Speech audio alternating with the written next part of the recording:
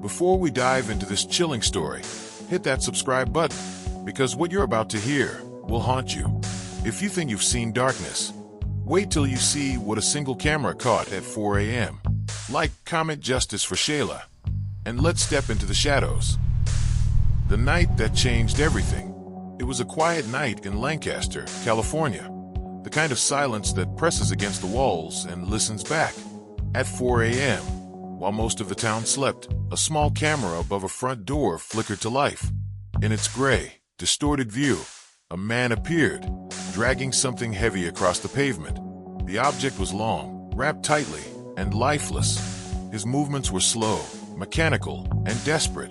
The world would later learn that what the camera caught that night was not garbage, not luggage, but a human body. His wife's body. Her name was Shayla Cabrera, and this is her story. The woman who glowed in the dark. To everyone who knew her, Shayla was pure light. The kind of woman whose laughter filled the room before she even entered it.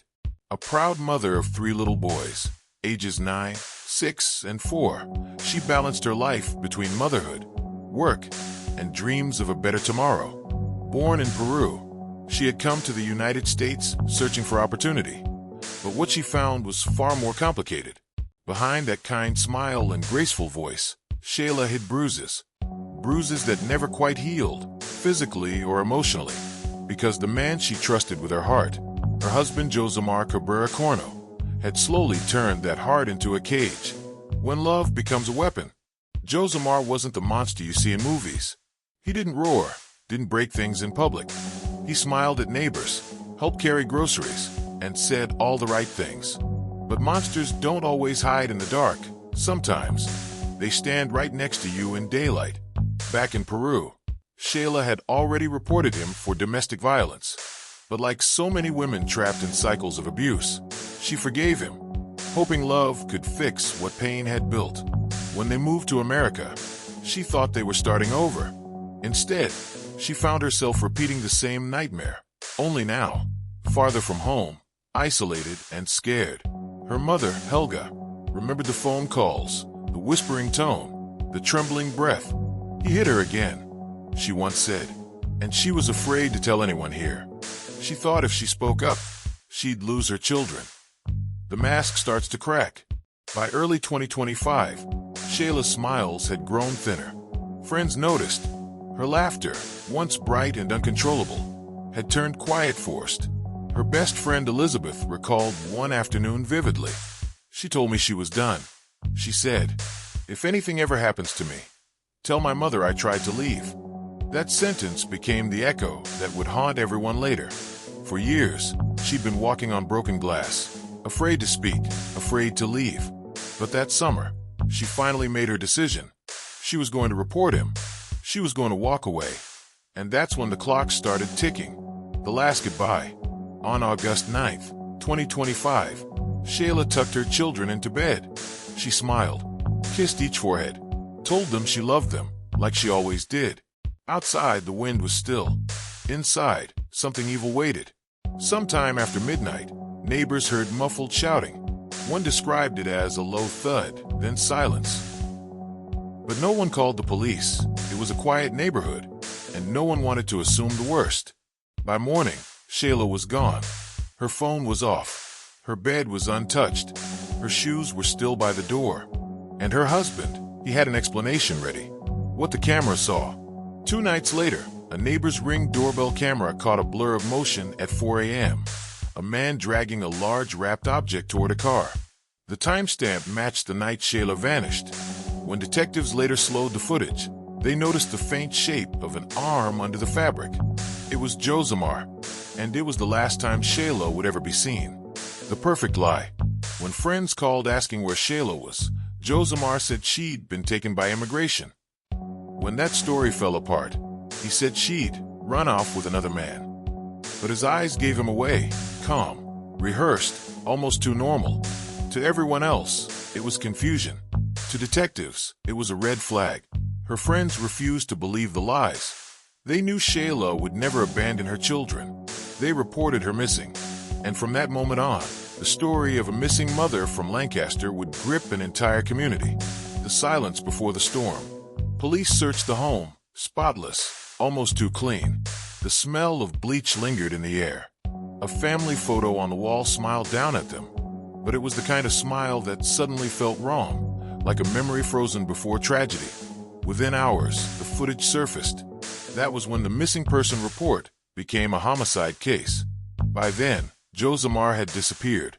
His car gone, his children gone, but the camera had spoken, and what it revealed would lead to one of the most haunting manhunts California had ever seen, because the man who thought he erased his sins had left them caught on tape. For 3 long days, the Cabrera apartment sat in an unsettling quiet. Curtains drawn, lights off, the faint sound of children's voices that once filled the rooms gone. It was as if the entire place had exhaled and then stopped breathing altogether. Neighbors noticed. The woman they knew as Shayla hadn't been seen since Friday night. Her car hadn't moved. Her phone went straight to voicemail, and the little boys who usually played outside were nowhere in sight. By Monday morning, concern had turned into alarm. Shayla's friend Elizabeth decided to check in. She called. No answer. She messaged. Nothing. By noon, she was standing outside Shayla's door, knocking hard, her heart thudding in her chest. No one opened. That's when she dialed 911, the call that started it all. The dispatcher's voice was calm, routine, unaware that this call would soon unravel one of Lancaster's darkest cases. 911, what's your emergency? My friend, she's missing, Elizabeth said. She has 3 kids. She wouldn't just leave like this. Within the hour, 2 sheriff's deputies arrived at the beige apartment complex on 35th Street West. The air was dry and still. The moment they stepped inside, they knew something wasn't right. The apartment of silence. The living room was tidy but strangely sterile, as though someone had cleaned in a hurry. A faint smell of bleach hung in the air. The floor shone unnaturally.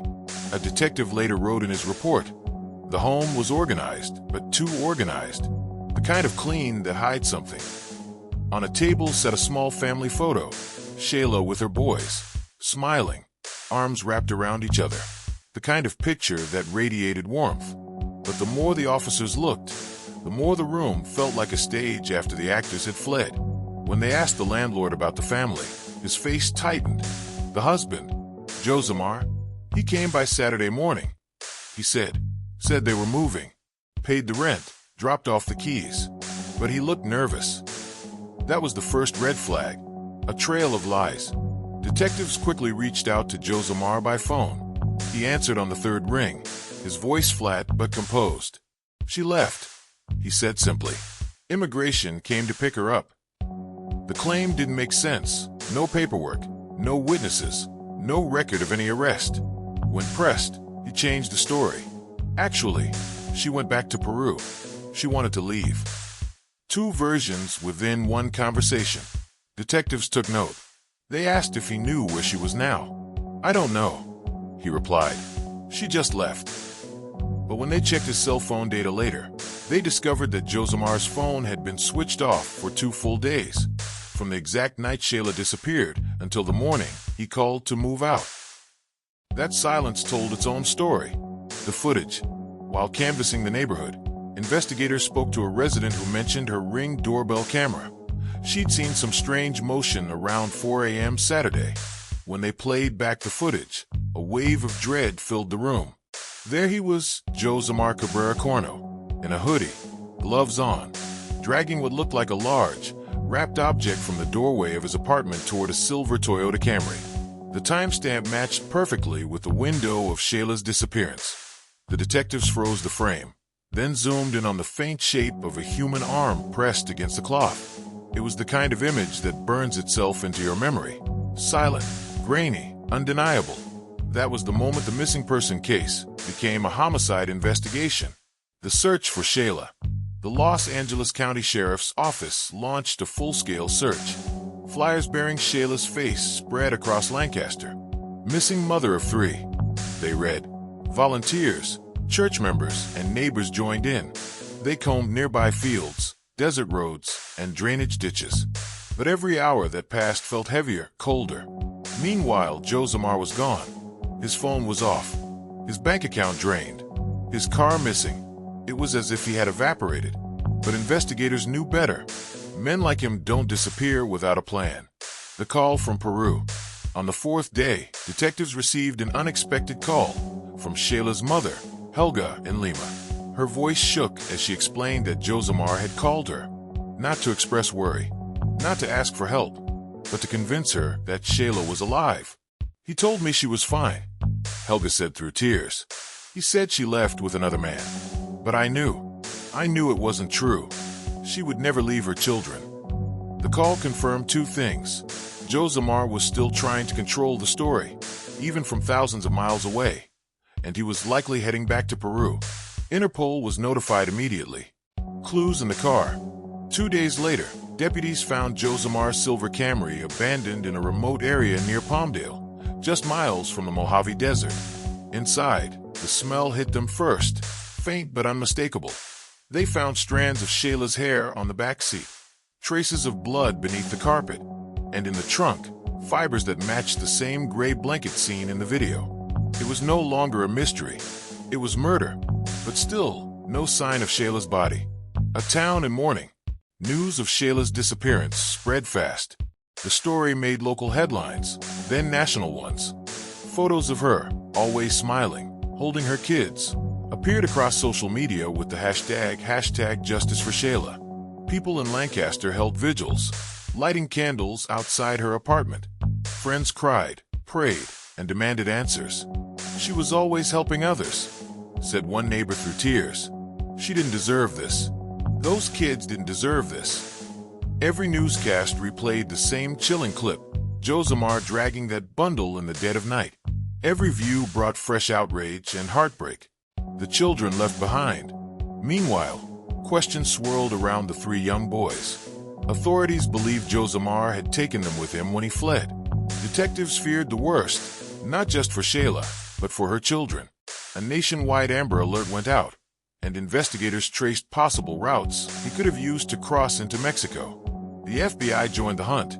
"We're dealing with a man capable of extreme violence," one agent said. "Our priority is the safety of those children and finding Shayla." The haunting silence. Days turned into weeks. The desert wind swept through Lancaster like whispers of unfinished stories. Detectives followed every lead. Tips from the border, sightings in Tijuana, reports from Peru. But Josamar remained a ghost. Still, one truth lingered in every investigator's mind. Somewhere out there, beneath miles of sand or soil, lay the body of a woman who had tried to escape her nightmare and almost made it. The search was far from over, because justice, though slow, was coming. And soon, the man who thought he could bury the truth would discover that some ghosts never stay silent. The California desert holds many secrets. Beneath the heat, the sand, and the endless horizon, stories vanish, some forever.